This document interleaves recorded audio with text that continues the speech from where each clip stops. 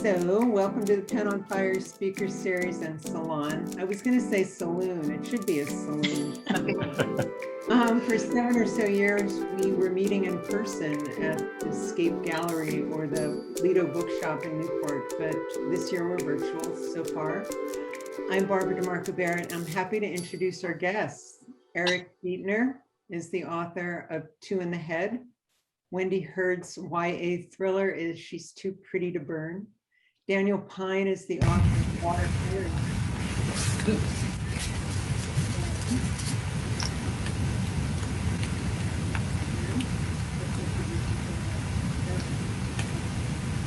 Maybe everybody in YouTube.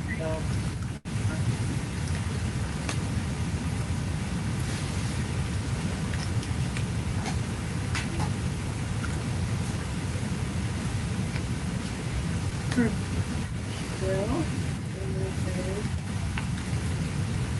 is everybody hearing that? Yeah, I got some weird audio going.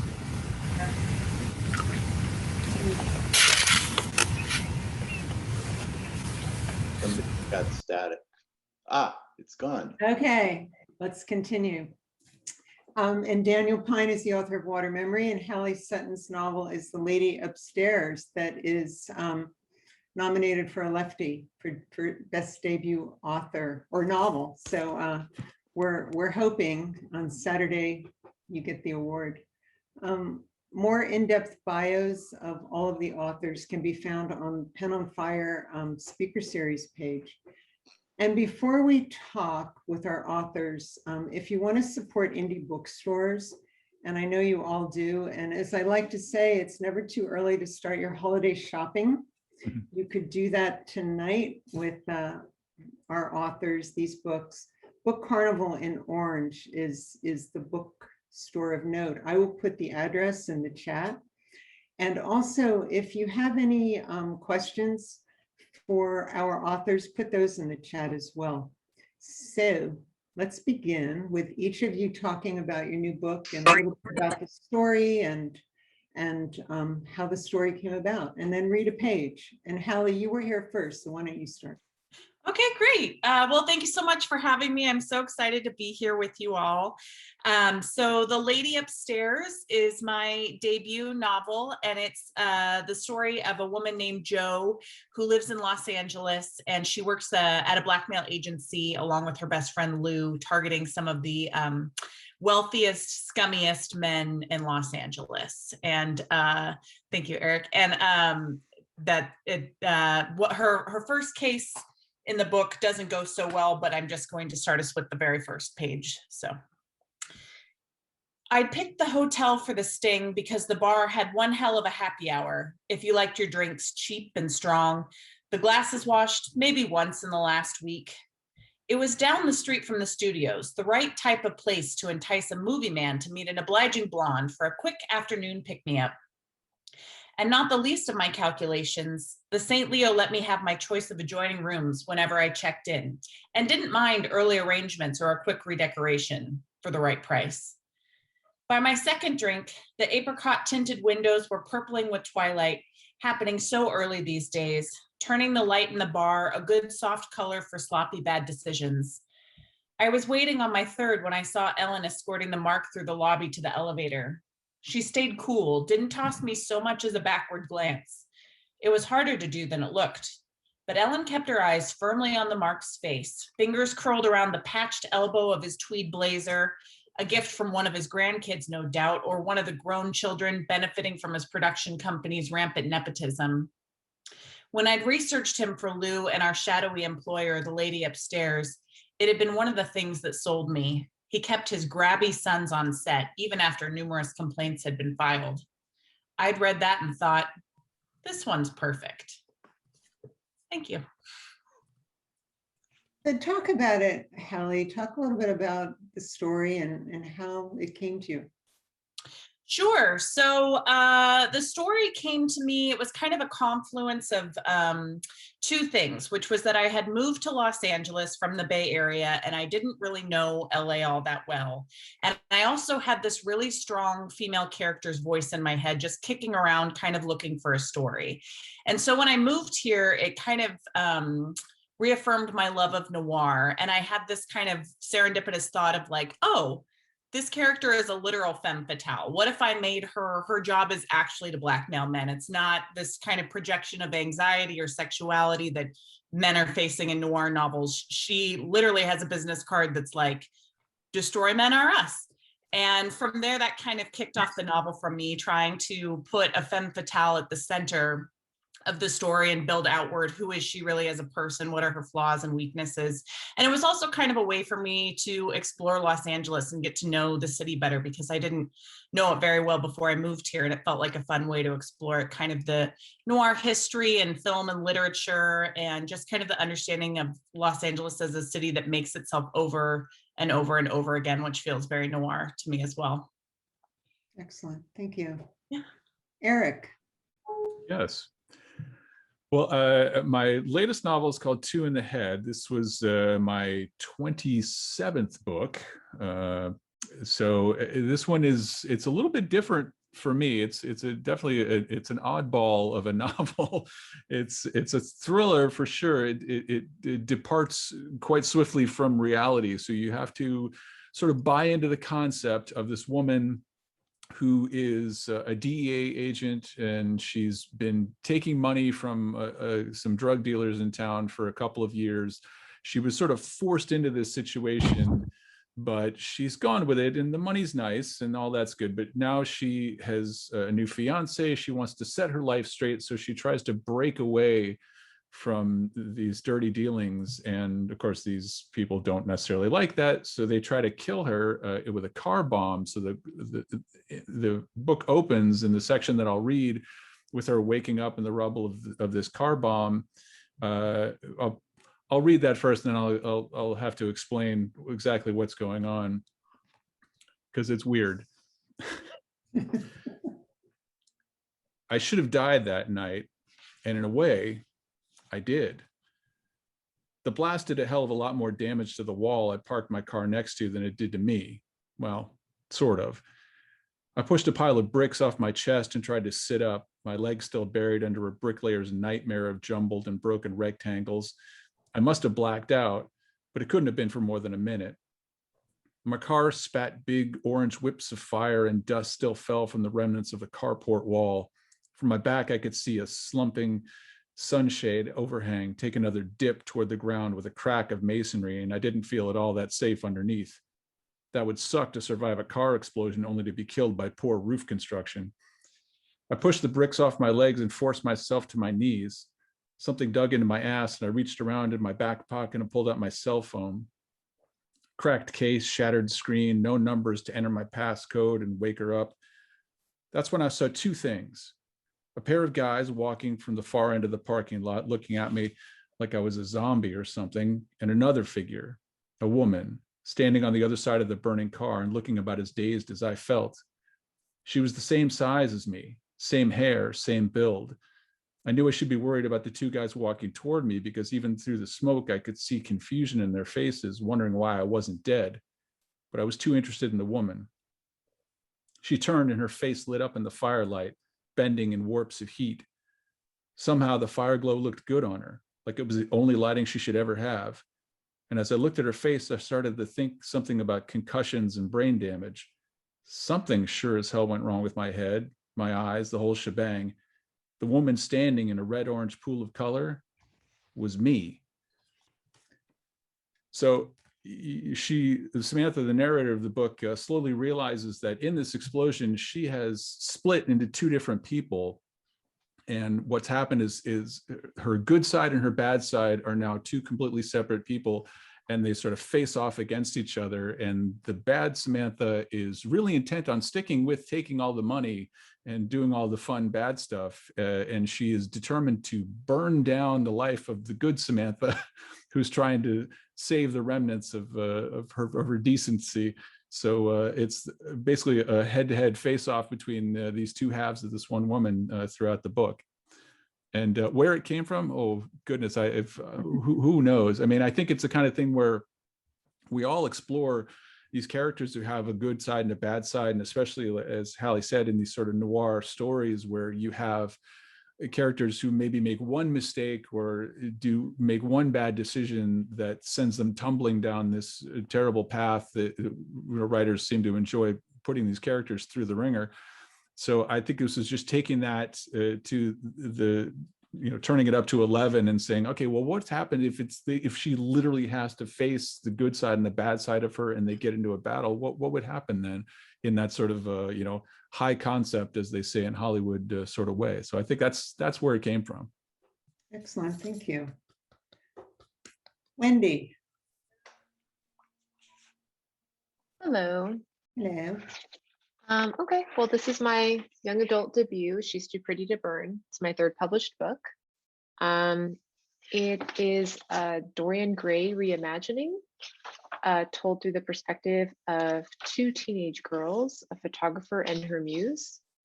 And it's about these two teenage girls who get deeply involved in this dangerous San Diego art scene with these installation art pieces that start going more and more criminally wrong.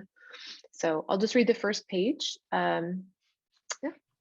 So chapter 1, Veronica. The desert sky is hot and bright. Birds flit back and forth, oblivious to the smell of my blood as it soaks the dirt and rocks.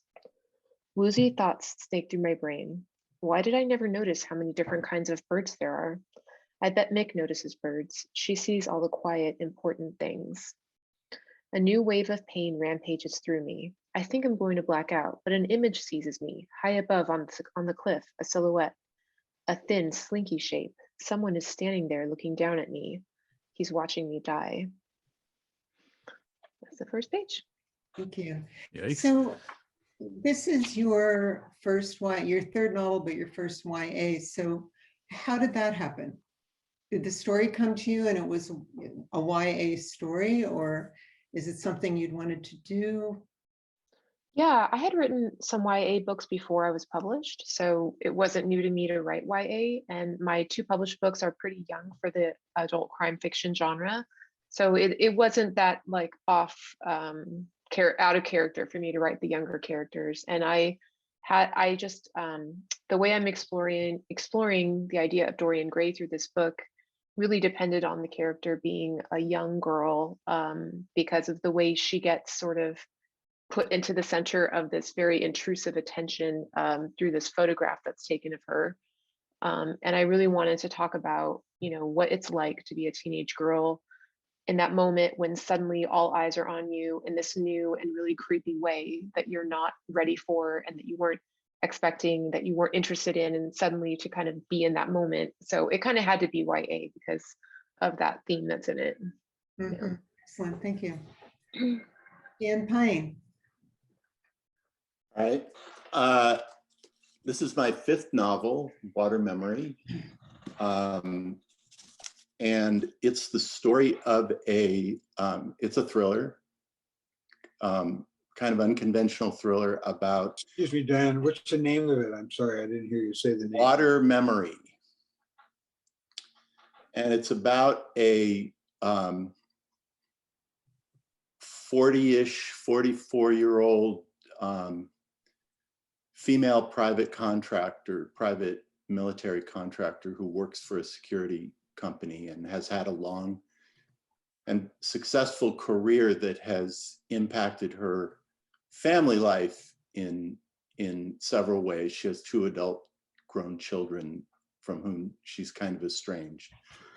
And she decides to take a trip on a cargo ship. She's passenger on a cargo ship to recover because she's told after a particularly bad mission that she's suffering from serial concussion syndrome and her memory is being affected and she's got a lot of life decisions to make. So she goes on this cargo ship with the intent of having a restful time and just kind of thinking about her life and about her family, her relationship to her children and her recently deceased husband.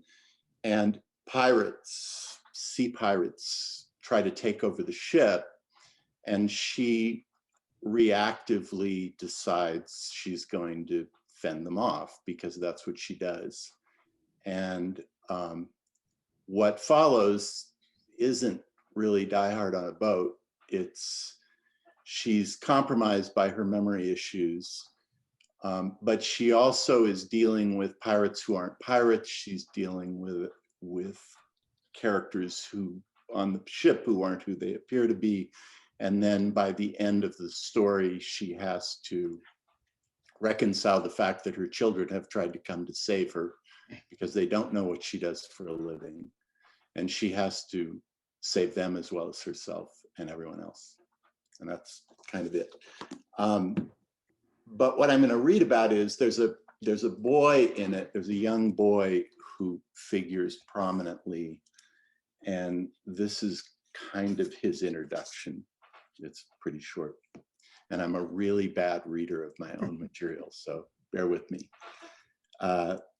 Lush green, lumpy islets punch through the glassing azure seas, haloed by a silvery romance novel mist. The burned boy, Zola, lies curled in the cool shadows of the coconut palms. They grow thick along the black sand beach of this unnamed scrap of land to which he somehow swam and floated after he was blown free of the pleasure yacht the Zeems had set ablaze. The acrylic cricket jersey having been incinerated, he shivers with fever and his throat is raw.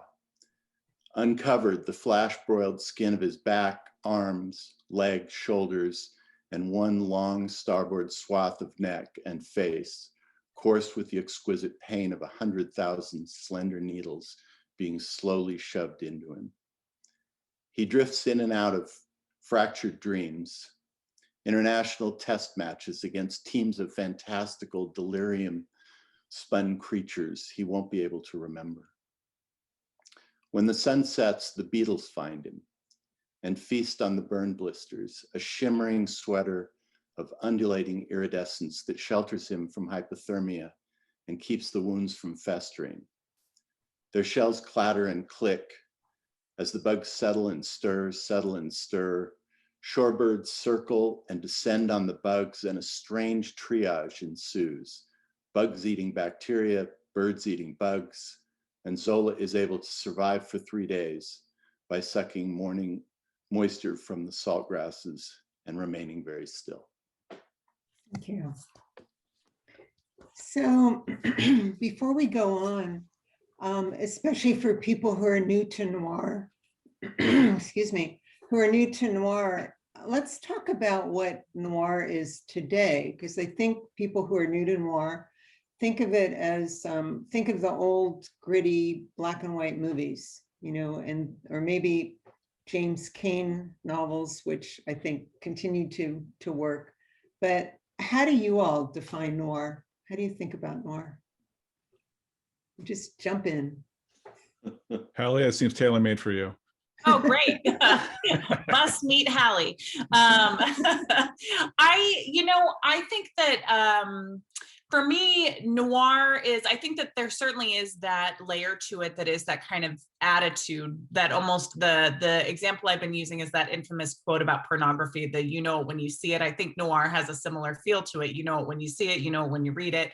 But I think it is also often about kind of the little guy against institution top-down problems. And I think that that's kind of a broad view. It doesn't always have to be quite that systemic, but I think it's almost always one person who can see the darkness and the light up against something that's bigger than they are. Yeah, the noir that I'm always drawn to, and it's interesting because to be tagged a noir author, I think in these days is not necessarily a good thing. I've been trying to break away, and that's like my last couple novels. I definitely made a point to put a thriller on the cover to try to differentiate. But you know, I've definitely written my share of noir, and I think the thing that I am drawn to are always the ordinary people.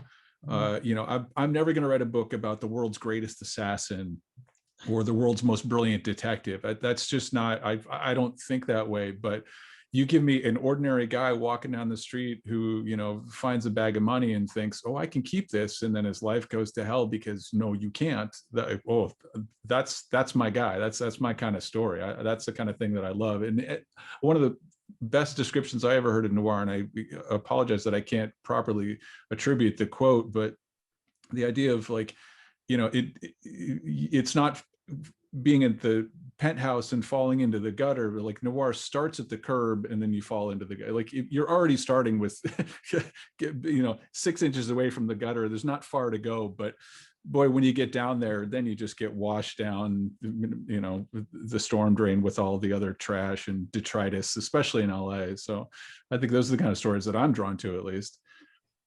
Consequences why- are key for sure. What was Yeah. that, Haley? Oh, consequences are key. There's desire and it leads to a consequence. There's always something bad on the other side of desire. Yeah. So Eric, why did you have to get thriller on there too, and you don't want to be known just as a noir writer?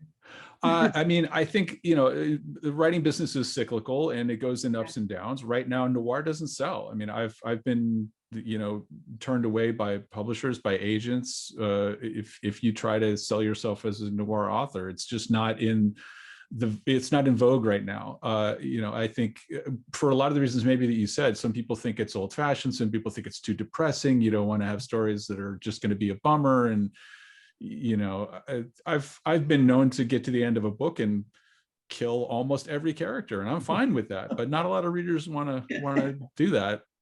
And I do think there's a difference between the engine that drives something. The engine that drives a thriller is different. In this book, in Two in the Head, in my previous book, All the Way Down, it's propulsive, it's constantly going forward, and it's not necessarily someone trying to dig themselves out of a problem like in noir, but it's someone trying to reach the end goal. There's different engines that drive a thriller and a noir. Oftentimes in a noir, it really is someone trying to extricate themselves from a web, usually of their own making. So Interesting. Wendy or Dan, anything? I empathize with you, Eric, because I think also noir took on a bad cast, and has a kind of pejorative attached to it because it's been done badly a lot. Right. A lot of things, and I notice it a lot in the film business and in television. There was a real resistance to noir because it's been done so much, and done as pastiche. But I think I don't make those distinctions. I mean, I get accused of doing noir, and I'm sure I do it. But I agree with Hallie. It's the ordinary person in extraordinary circumstances. It's you and me, it's what a normal person would go through as opposed to some superhero or some specialist with incredible skills. Yeah. Hmm. Like Wendy. Yeah. Specialist with incredible skills. Yeah. Yeah. I think I was thinking about it because Hallie, when I picked up your book and read it for the first time, on like page 1 was like, this is noir. Like I didn't know the plot, I didn't know the characters. So I think there's something to be said for noir having a specific voice too. But that's the kind of, maybe that's like the thing Hallie's saying where you don't know it, like you know it when you see it. Maybe there is like a specific sort of noir world building, noir, kind of settings, type of character voice. It's very interesting. And you did it really well. Yeah. Is there any subject or topic too dark? Not for me, but again, sometimes I have to self-censor myself and stay away from. There's a reason my wife does not read my books. She really I doesn't. think even, I'm sorry. Yeah. So she read, she read one early on and then got halfway through another one, and she was like, "Yeah, no, I'm good." I think even in noir, which I think noir, you can go like as dark as you really want to go. You can't kill a dog. I think True. That's right. a truth universally acknowledged. Yeah. Yeah, I agree. Barbara, if I can interrupt a second, I wonder, is there anything too dark to write? I think when you start to get too dark, it's not noir anymore. It's something deeper and intrinsically human, and that really is gut wrenching. And it's not just a story, it's beyond that. I don't know if other people have a comment about that, but that's how I feel about it. It's not just noir. Yeah, that's probably right. Yeah. Yeah, if you're putting your characters through something that really takes them into a dark place, the more interesting thing is how they're going to get themselves out of it. It's not just wallowing in the darkness or the punishment you're putting on your characters. It's how are they going to extricate themselves. And a little like we were saying before, the thing I always look for in a book is that hook of like, what would I do? I want to know how I might react in that situation, how I would get myself out of that situation. I always think of dark things happening as like there's a room and dark bad things are happening in the room. And so I, as the writer, am like, am I taking you to look into the room through a window? Am I telling you what happened in the room? Or are we going all the way inside the room? Oh. You know what I mean? Like it kind of depends how you write it too, because I think you can watch an episode of like CSI and the terrible things they will be referring to, but it doesn't really disturb you because they didn't take you into the room. They just kind of told you what happened in there, or they showed you like a picture of it. They didn't like actually walk you into the room and make you sit through the whole thing, Wendy, how do you decide when you're going to do each of those things with readers? It really depends what the thing that's happening is, and like how I think I will try to be empathetic to the reader. Like I don't think they're ready. I don't think I would want to read about this, like especially with things like assault. I really don't. I never take anyone into that room. And there's certain things I just like won't. And like certain things like with gore and just things that are just too upsetting that will ruin the experience of reading for someone, that they're no longer interested in the plot because they're too disturbed by what they just saw. So I try to be empathetic. Yeah. So I have a question about your protagonist, and actually for each of you. And Wendy, I was curious if you recall the moment when you knew Mick, who Mick was and who her mother was, because her mother has a lot of influence over her life in the book. I'm always waiting for my mom to say something because I like write these terrible mothers. I don't have a terrible mother. I don't know what that is. But yeah, Mick was actually the hardest character in the book to get. She's, for those, obviously most of you won't have read this. Mick is the protagonist. She's the Dorian Gray character who gets the photo taken of her. She has a lot of personal issues. Her mother's quite emotionally abusive, and she ends up struggling with homelessness and ending up in this very difficult situation. And for some reason, she was the toughest one to pin down as far as her voice, because she has a lot of like self-denial. She really doesn't know what she's thinking or feeling. She's always kind of like pushing it down. And so as the writer, I was trying to figure out how to write so the reader would be clear about her motivations, even though she's not clear about her motivations. So she's doing all these self-destructive things and she doesn't know why she's doing them, but hopefully you know why she's doing them. Like you can see why that's happening, but she can't. So that was really hard. And I don't think I had her voice down until like the third draft. Yeah, some characters are just really tough. And her mom was just, I mean, I always knew that dynamic was why she was the way she was, Yeah. Holly, what about Jo? What about getting to know her? How did that go? Jo, I feel like Jo, I got very lucky with, particularly as I'm working on my next book right now. It's not kind of the same experience. She was unique. She kind of burst into my head with a really strong voice, really strong attitude. And there's a scene in the book that is the first scene that I ever wrote for the book, and it's the only one that made it through all of the drafts, which is Jo and the woman she works with, Lou, and they're across the table at a diner talking to each other. And Jo just had all these kind of like brash comebacks, and it ended up getting tweaked a little bit in the novel, but it was just kind of immediately I knew, oh, this is a voice I want to follow. And so starting with a voice like that was really easy, that she was kind of brassy and tough. And then you have to find the places to like add the vulnerabilities to make her more of a real character. What is the brassiness covering up? What is the toughness really like concealing? She has to have a heart, or this is not a novel. If she's just all attitude and no substance, then we're not going to make it past 45 pages. So it was kind of, she presented herself to me really fully formed. And then it was my job to kind of find the chinks in her armor that made her more interesting in particular. What about you, Eric? How'd you come up with your protagonist? Do you remember the moment when you knew this was the character, the main character in the book?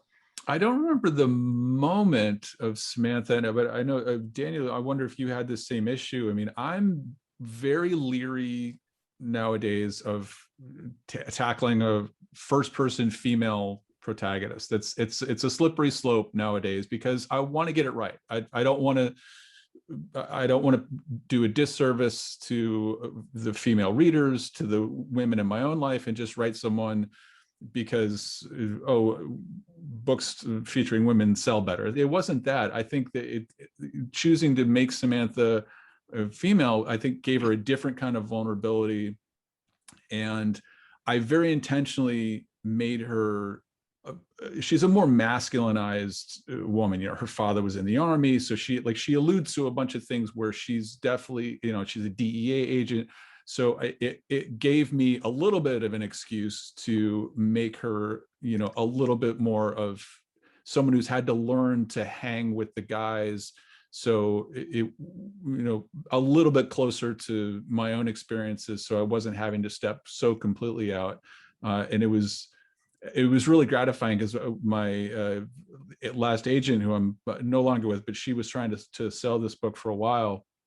And in our edits and back and forth and going with her, there was really only one scene that she was like, you know what, this sounds like it was written by a guy. You probably should change this. But there wasn't a lot in there. So I was like, okay, I feel like I did sort of get it right. And maybe it was the fact that I sort of made that choice to make her more of a tomboyish kind of character. But I don't know if Daniel, if you went through the same thing, writing a female. Yeah, I had the same reservations. I really wanted to deconstruct part of what I was doing was deconstructing the traditional thriller action hero, and by making my protagonist a woman, I could immediately do that. I could immediately start to play with the expectations of what is a genre of, these Jack Reacher, these super competent heroes. But I sort of went down the same road, which was instead of trying to write an archetype, I created a character, and she is the sum of her parts. And, she's a lot of women that I've known or have met, female cops and military people, and my wife, and, all sorts of people. And it was more about getting, I felt for me, it was getting right how she reacted to things, and also how she reacted to being a mother in an untraditional occupation, how that affected her. And that was also something that I really wanted to explore. What happens when you're the breadwinner, when your husband stays home and he's so you in a way you have a reverse role relationship. And what does that do? What does that do to the relationship? What does that do to you? What do you feel guilt? Do you not? And what does it do to your children? So I kind of was able to play with all that stuff, but I also didn't write in first person. So that helps me sometimes. How did you come up with her name? Centro. Aubrey. Yeah. Centro came to me, I don't know where. Aubrey was the name of a girl in my son's 9th grade class. I loved the name. So, but Centro, I don't know. It just came to me one day. It's one of those things that just jumps out at you. It never changed. It wasn't like I searched around for it. Do all of you have a reader or an audience in mind when you're writing? No. Myself. I mean, not children. For me. But no, I hope that I can reach a lot of different people, and sometimes, I love literary novels, so I like the richness of language. So I want people who like reading and like that kind of thing. You're not thinking of one person or a group of people that. No, I mean, I have I write for my friends, you know, I have a small group of people that I'll have read things, and I try to make them happy. First me and then them. I think sometimes for me, the business of like being a writer and getting all the way through a draft is playing a lot of little games with yourself to try to like keep yourself interested in the marathon struggle. And so for me with The Lady Upstairs, sometimes I was writing kind of against one of my idols, Raymond Chandler, but just, you know, some of the things about his work that I have little bones to pick with. And so while I certainly wasn't thinking of him as an audience, I was definitely like, it kind of helped me to think about, you know, what are the things that I love about his work and what are the things that I feel like he got a little bit wrong, and to kind of lean into those as I was writing. Well, Wendy or Eric, no? Wendy? Yeah, I do. I think like for this one, I was thinking about teenagers who, like me, hated reading the classics, freaking hated them. They were just boring, awful, took forever. And so I was really trying to create like a pacey book, like a really pacey, like thriller, interesting, sexy, cool commercial, but that still kind of had some of those themes. So I was kind of thinking about teenagers who, like, if you're interested in that, you know, maybe artsy teenagers who just don't have patience for the density of some of the classics. And then like for my last one, I was thinking about like working moms specifically, like I was writing that one for working moms. So yeah, I do think about who I'm writing it for. Yeah, every time I think I'm writing it for somebody, it turns out that I'm dead wrong. So I've given up on that. I just the only reason I can ever steel myself to go through the challenge of finishing an entire novel is just because I really want to read it. Like I'll come up with an idea and I'll jot. I have the worst process in the world in terms of like I'll think of something, as we all do, and then you think, oh, maybe that's something. And then smart people would write it down and work on it and shape it and everything. But I almost intentionally don't write it down. And I only know it's something that's worth pursuing if it's still nagging me a month later. And then I'll be, okay, fine, this isn't going to go away until I write it. So that, yeah, every time I've thought or I've set out to write something that's more commercial, which is something that, you know, that's been in my head, but that's kind of a creativity killers when I'm like, okay, you know, no one bid on the last 5 books. I got to think more commercial. What's out there? What can I emulate? What's going to make it to Hollywood? All that kind of, those are the scraps of half-finished novels that are sitting on my hard drive, or those attempts. Yeah. Eric, that process stresses me out. I'm sorry. I don't recommend it. It's not good, but it's, you know, it's gotten me through 33 novels. So somehow that's amazing. Something works. And I do have scraps of paper where I do write stuff down. If I never came up with another idea in my life, I would still have 10 years worth of novels ready to go from all my little notes that I've written to myself. That's good. Well, what about voice? Because Wendy, I think you said that you found the voice in the 3rd draft. So I'm curious with each of you, like, what is that process? Is it different for every project? Do you have a voice that you bring to all of your work, or is it, you know, the project that's telling you what it wants to be? Like Wendy, you said the 3rd draft. Will you talk about that? Coming to that? Oh, it's torturous. You're getting through draft after draft and you're like, I'm never going to get this right, and they're going to hate me and I'm going to be a failure. But then like at the end, then maybe the voice will come through. But yeah, no, it's awful when it's struggling to find that voice, when you're just kind of like, eventually I go through each scene and be like, how does she feel right now? How does she feel right now? How does she feel right now? And sometimes I even have to list emotions: betrayed, angry, sad, empty. And like sometimes my editor says, you can't just list adjectives. And I'm like, but why? That would be better. But you know, like it's hard when you can't find that voice. And then so it's like you're just writing what happens, right? So I always tell myself, just write what happens and you'll figure the rest out later and you'll make it pretty later. Just write what happens, you know. And so it's hard. I mean, I think everyone has their own process. Some people do journal entries from the point of view of their characters. Some people write scenes that aren't in the book, like my character in the grocery store, my character having a fight with her boyfriend, my character at work. They just try to write scenes from their lives to get to know them. You know, there's all different techniques. Do you guys use outlines? Do you outline or do you write just Yeah, start I and go? outline. I'm an outliner. You are? I am reluctantly being forced into this outlining life. Hallie, you got to outline, girl. Yeah, well, sort of. What Why about are you? you being forced? Yeah, I fight with it.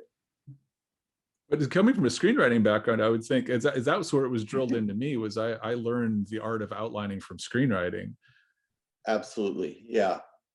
But I've been trying to break free of it a little bit because I feel like sometimes it causes you to screw things down too tightly. Yeah. Yeah. And I have a lot of not a lot, but I have novelist friends who just start and go. And I'm in such admiration of them. I don't know how they do it, how they hold it all in their head. I tend to do it as I go. So if I can understand like the beginning section, I'll do a sequence and then I can write that. And as I'm doing that, something else might come up and then I'm re-outlining the beginning and changing stuff as I go. I'm always, I feel dumb, but we always need those little moments where you kind of can pat yourself on the back in your writing process. And I had that on the novel I just finished the first draft of like about a week and a half ago. I got about 2/3 of the way through and had a great idea. I was like, oh, what if that character is actually this? And sort of had that thing where like, oh, okay, I can stitch those together and that'll be a much better reveal. But now I'm going to have to go back and change some of this at the front. But okay, that'll be worth doing that. And that I had a moment where I'm always a little bit proud of myself. Like, see, exactly, your outline's not so rigid. You can be flexible. This will work. You can change and course correct as you go. So I do think outlines need to be pretty skeletal, but I do like to know the destination. Yeah, yeah. Well, what about, no, go ahead, Hallie. Oh, I didn't outline for the lady upstairs until really late in the process, like my second or third draft. And then I imposed an outline to show kind of where I was missing some of the dramatic beats. And so I am trying to do it a different way for my next novel, but I agree with the kind of anxiety about screwing things down too tight. And I also feel like for me, and I'm curious if this is the case for other people too, part of the creative process for me has been kind of like knowing very sure that something is in the work. And then it's my job in the case of the drafts to figure out why. And that's kind of the opposite of outlining, where it's just like I'm very drawn to something and I need to figure out how it fits in the book. And sometimes it doesn't, but weirdly, more often than not, it's like, oh, it's a solution for something that I haven't even encountered yet. That's true. I do that too, where I'm like, I really want them to do this thing, so I got to try to like make it work. But then sometimes, I don't know if you've ever had this, where you like shove a thing into the book, and then it's like, yeah, this doesn't belong here, and then you have to pull it back out. Yeah. Yeah. Or you have to kind of modulate the volume on it. Like sometimes you're like, okay, yes, this should be in here, but instead of being 8 pages, it has to be 2 paragraphs. But I'm right that it's here, and you just have to find the right way to get it in there. Yeah. What about log lines? Because Dan, I think you said, it's not Die Hard on a boat. And so I don't know if that comes from your screenwriting and TV background that you think that way, or do you all feel like, you need this log line because your agent's going to need the log line to sell the book to the publisher? I mean, what do you think about log lines? Are they important?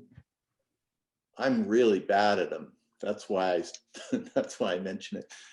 No, I kind of stumbled into when the pirates showed up. I realized, oh my God, I'm doing Die Hard on a boat, and then I wasn't. But yeah, there's a tendency in selling movies and television to really screw it down to the simplest possible explanation of why you're making it and what it is. Do it in a sentence or do it in 5 words. I haven't had that problem, but I'm not writing those kinds of books either. So I don't know. What about you guys? You know, logline. I saw a tweet actually years ago from Wendy's agent Lauren, who said basically how much easier it would be if you could come up with this great log line and then write a book to that, like in terms of marketing and selling. But that has never been my process. But that always stuck with me. Is like, if you could just go X meets X and then go, sure, I'll write that book, you know. But that's Hell, not. that's how I always end up doing it. I always end up writing, like finding the log line first, because I have to You pitch it to Lauren. If Lauren's not on board, I'm not going to write the book. You know what I mean? Like, I'm not going to write a whole ass book and have my agent be like, yeah, I don't think I can sell this. You know what I mean? There's no point there. So usually I'll be like, hey, I'm going to do whatever, vampires in space. And she'll be like, no. And I'm like, okay, I mean, whatever it is. Yeah, I go the other way. I do it, and then I try to figure out a log line that will make someone be interested. It's not Die Hard on a boat, guys. Yeah. That's not helping me. But Well, it if would they be great think, if but we if could- that will make them buy it, then it is. You're like, or is it? Do you like Die Hard on a boat? It would be great if we could just sell the log lines as all the things our books aren't, you know. Yeah. I have to tell you, this is a true story. I was on my friend's book event and they were like, their editor was on the event. It was like their big launch event. The book was big and doing big things. It was really exciting. And then they said they were talking about their future book ideas. And one of their future book ideas was Gay Titanic in Space. And they were like, this is stupid, but this is what I've wanted to write for a long time. And the chat just like exploded. Everyone was like, I want Gay Titanic in Space. And they sold that book based on that book event and the excitement in the chat about Gay Titanic in Space. They literally now have Gay Titanic in Space coming out in a That's the couple of dream. years. Isn't that amazing? That's awesome. Power of a log line. That's right. Well, what's the worst writing advice you were ever given? Oh, that- Worst. Yeah. I am not a write what you know guy. I think for young writers who are just getting started out and wondering where ideas come from, I think write what you know is actually terrible advice. I think the twist on that is write about something you want to know more about. I think is a good way to go. But if you write about only your own experiences, I think those are the people who end up only having one story to tell. And then That's what my does it take. say that we write about murder? Like, write what you know. And we're like, I do. yeah. Well, and my whole thing about crime, because I've been asked that by my family and concerned friends who wonder why do you write crime fiction? Why do you write stuff that's so dark? And I'm always like, I like to read and therefore write about things that are very different from my world.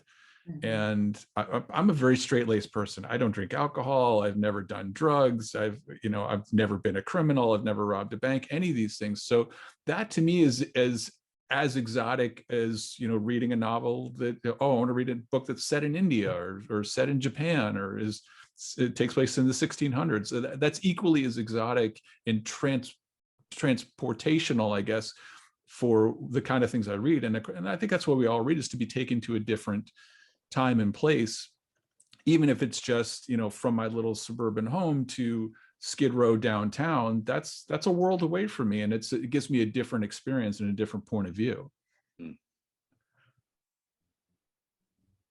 I agree with that. I think write what you know can be very limiting and can lend to some kind of navel gazing novels too. Not all the time.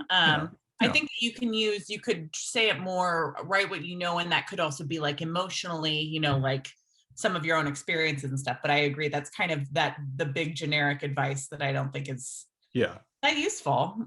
Yeah. What about setting? Because setting is so important in all of your books. Could your stories have taken place anywhere else? Dan, you can put it on a summary. Yeah. No, I mean, it was so, this idea, I'm sort of a scavenger or a hoarder, and I have all these or a junk dealer, and I have all this stuff that I collect in my head or on my desk or something, like these random bits of information or these random ideas, kind of like Eric, notes I make. And this book came out of two random things. One was the character of Audrey Centro, which I wanted to explore, a character who is losing her memory. And then I would be able to explore memory and how that defines us. And that I had that. And then I was on a movie scout with the cinematographer Tak Fujimoto. And he told me that before doing this movie and in between, he'd done another movie that was really stressful. He had taken a trip on a cargo ship and he described the trip to me and it sounded really interesting. And really quickly, I thought, oh, that would be a great place to start a story, to take a character on a journey like that in this confined space on this ship going to, and the combination of the two, I wouldn't have come up with the story without it. And then the ship just kind of took me to other places. You know, it doesn't all stay on the ship. Did you so spend time on a freighter? I did not. You didn't? Oh my I was gosh. not writing what I know. I read some self-published books by people who had taken freighter trips, kind of like nonfiction memoirs Right. that people wrote that were really fabulous. And I reread Jim and Ship of Fools, and I made up a lot of stuff. And I did a lot of research. Yeah, I could have sworn you spent time on a freighter. Yeah, it's good.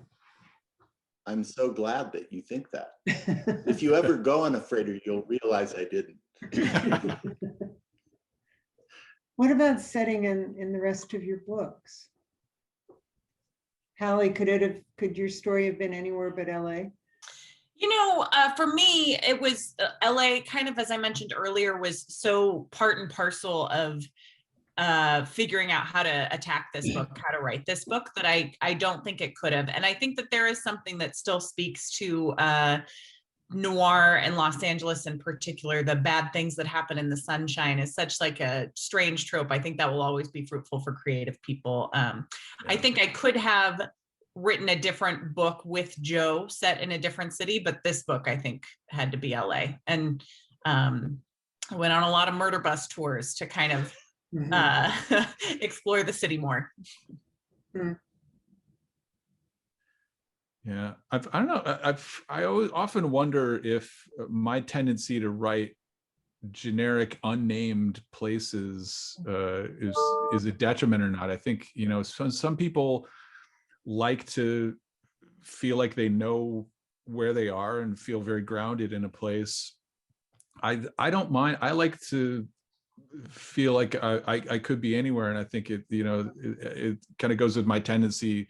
Like that, the biggest thing I do in revisions is I add descriptors of what someone is wearing or what they look like or the room they're in, because I tend to just skip that stuff over and leave it entirely to the reader. But then I'm like, okay, you got to give some indication of what they're looking at, and give people something. But I've written a lot of novels where I never specify where we are, because the worst thing in the world is you mention where you are, and then immediately people start looking for, like, well, that's actually a one-way street, or that doesn't go there, and then you get a letter, and then it's the worst. I like that. I like stories that are universal like that. I mean, I appreciate that. No. Because you're right. Location gets important if you set it somewhere. The location starts to define part of the story. It's the interaction of the characters in a specific place. So I'm curious if, well, a few things. In terms of, like, you all are so prolific, really, and you all do other things too. I mean, you all seem to have other jobs, right? And how do you do that and be prolific at the same time? Do you carve out a schedule and stick to it and make yourself stick to it? Do you have, groups you write with, or, offices you rent so you have to go there and write there? How do you get so much work done? Who wants to go I first? run on a schedule. I wake every morning before work. I write for an hour or two every morning before work, and I write on the weekends too. I don't take days off. I write from like 5 to 7-ish, 6 to 7 if I sleep in, and then on the weekends from like 5 to 8 or 5 to 9. Yeah, and then I do this stuff at night, Mhm. and I don't have a life apart from that. That's the trick. That is That's just it. the truth. Yep. What about the rest of you? I kind of find time. I've never been able to write on schedules. I'm an afternoon night writer. Hmm. And so I just kind of scrap time out. But because my other job is also writing and also writing fiction, it all becomes a blur. I just have to keep the project separate. But I kind of just move from thing to thing. And with books, until recently, I would, I work on my movies or television, and then I would find time either a couple hours during the day or at night.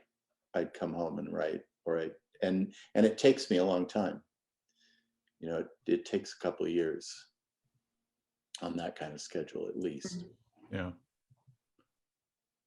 It's kind of unusual, isn't it, for a screenwriter or a showrunner to also write novels? It's Yeah. hard you have to discipline.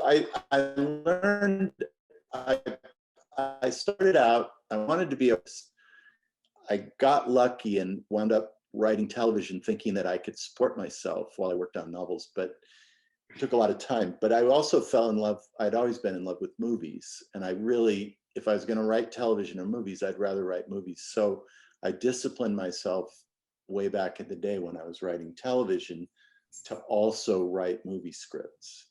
So in essence, I was doing the same thing then. And I would just make sure that I didn't have a life for writing. Seems to be how it goes. Yeah. Yeah. And if anybody has any questions, you're welcome to simply ask them and not put them in the chat. At this point, we have a few minutes left. So I'm curious about rejection because it's something all writers suffer from. And do you all still have to deal with rejection? Never. And how do you deal with it? We love it. Alcohol. Drugs. No. Yeah. Yeah, it's yeah. bad. It's so Bad. yeah, it's so yeah, it's bad. Bad news. As a veteran of rejection for over many years, I mean, I think everyone will always say you need thick skin to be in this business, and it's very true. I mean, you cannot take it personally, and the thing. Or can you? Well, we all do. But I think the thing to keep in mind, the things that get you through your day is, sometimes it can take only one rejection to derail you and make you lose your confidence and to feel like it's never going to work out and everything. But I always find that it's also becomes just the one positive comment, one good review, one mention, somebody runs into you and says, "Oh, hey, I liked your book," whatever that is. Whether we're desperate and just can sustain off of the crumbs that people throw us, or if it really does only take a tiny little piece of encouragement to keep you going. But the level of encouragement that it takes to sustain you through the rejection is not as much as I think you would think. You don't need a constant stream of praise and encouragement in order to weather the storm. It just takes one little scrap here and there to get you through. Like, okay, all right, I'm not fooling myself. I'm actually halfway decent at this. There's a chance, and then acknowledging that a lot of it is luck, Yeah. and realizing that a lot of it's beyond luck. Just a lot of it's out of your control. Yeah. So. And for me, I find it really helpful to remind myself frequently how easy it is to move the goalposts, right? Like a few Mm. years ago, how excited I would have been to have a final draft of my novel, and then how excited I would have been to have been querying agents and then to get an agent. Like, it's really easy to kind of feel those excitement and those successes when they happen and then let them go, because naturally the goalposts do move. And for me, it's really helpful to look back at that and go like, but look at all of these things that were exciting along the way. You can't lose sight of those, even in the midst of rejection or pain or stress or being on sub and chewing your nails down to a nub. Like, it just, there were still all these great things along the way. For sure. Will the pandemic find its way into your fiction? No. Wow, definitive. Yeah.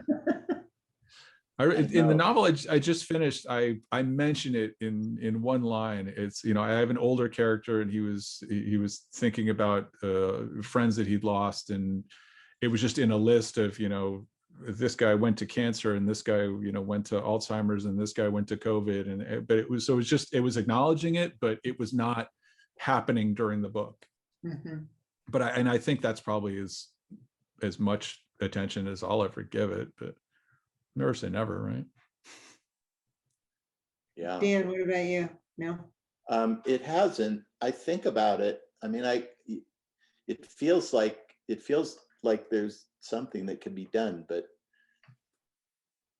I haven't really acknowledged it yet. Even in script work, people are just kind of running around it. There is a question. Eric spoke early about dark novels. What book of his is the darkest? Yeah, I was just typing. I was trying to think. If I wrote a book called Criminal Economics, which it's probably my most violent book. It's one of those books where there is not a moral scruple in the bunch. It's terrible people doing terrible things, but also people thought it was funny. So because nobody gets away clean in that book. That might be the darkest one. There's another one called Dig Two Graves, which is a novella length, so it's a quick read. That one was pretty dark, and I used my my wife's uncle's name in that one. And when I finally ran into him, and after he had read it, I don't think he was that pleased with me. No. Yeah, I could see that. Any other questions? Any questions from anybody?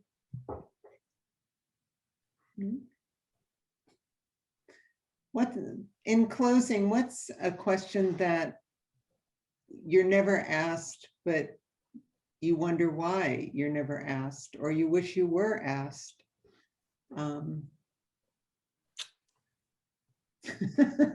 Everyone's gonna say, I have one.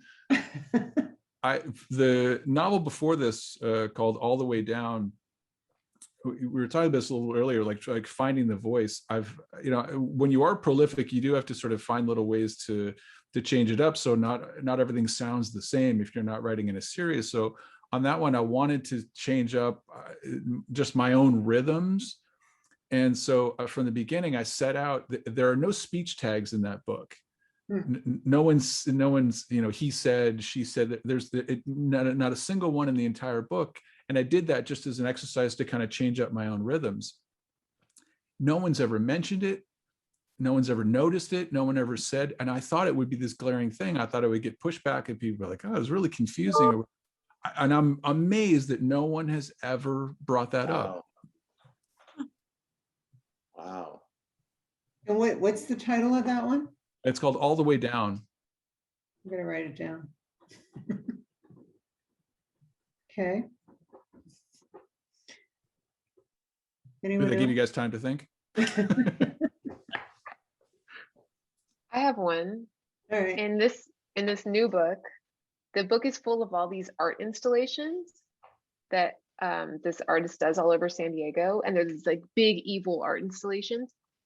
And I had to actually like plan all the installations. Like at this one point, he's like stretching a net across this bridge, and I had to actually like measure the bridge and like figure out what kind of net would use and what kind of screws you would use to like go into the bridge. And like no one ever asked me about the installations. I did so much research. I want to talk about this. It took many, many hours. I never get to talk about this. Wendy, that's a Yeah. whole article you got to write. Yeah. It would be and I also had to research how to get yourself out of a locked refrigeration ban. And no one ever asked me about that neither. Oh, How do wow. I have to know this now, and you should have to know it too. How do you get out of a locked refrigeration ban? She had to take apart the like vent fan in the top. It had, you know how annoying it was to research that? How large is the vent fan? How is it screw into the van? Wow. Well, But now you we can get know, out. thank goodness. That would have been the kind of thing that we would have been kicking ourselves because it would have been too late. And I would have said, why didn't I ask Wendy? How Any other questions? Everybody shy? Well, then, let's thank our authors and, oh, wait, here's one, Amy Wallen. What'd she say? She wants to know about the art. Oh, Amy wants to know more about the art in San Diego. Wendy. Oh, well, there is a lot of art in San Diego, but I don't want to hold everybody hostage. So I will just say there's a scene where he like at this big golf course, he like sets this ring of trees and like sets them all on fire. And then there's like a big fire. And then there's another one where he like goes onto this roof in La Jolla and has to sneak into this neighborhood and like dump tar and feathers on someone. And then he has to like set this whole other thing up for like this at this famous hotel on Coronado Island and stuff like that. So if you want to see a lot of things in San Diego get destroyed, this is the book for you. And then at the end, he destroys stuff in LA too. Was the golf course Torrey Pines? Yeah. You should go out in the street and do some of these things as a marketing ploy, Wendy. Yeah. Yeah. I actually told my editor that. She did not think that was a good idea. Why Maybe not? not the setting trees on fire part, but So hold up your books one more time so everybody can see them. And thank you very much for being here. thank Thanks, you, Barbara. everybody. For Thanks having for me. having us. Barbara.